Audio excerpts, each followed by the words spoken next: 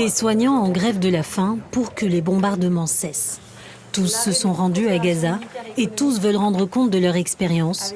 C'est notamment le cas d'Iman Marifi. Cette infirmière a fait partie de la première mission humanitaire médicale française.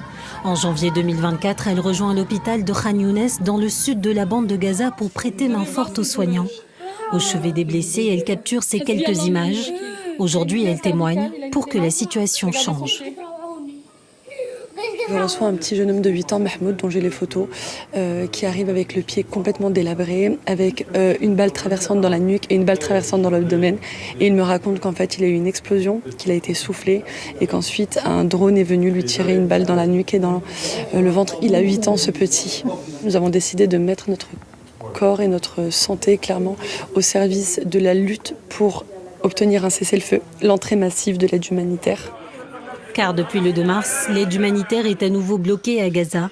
Les bombardements ont repris et ces soignants se voient refuser l'accès au territoire. Là, j'ai voulu retourner un an après pour voir un peu l'évolution de la situation. Et là, j'ai été bloqué par l'armée israélienne en me disant que voilà, les chirurgiens étaient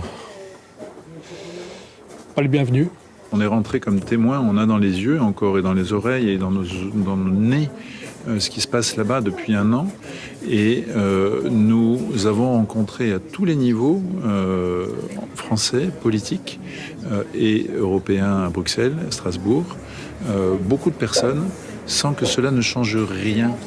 Désormais en grève de la faim, il prévoit de parcourir la France et la Belgique pour alerter sur les conditions de vie à Gaza.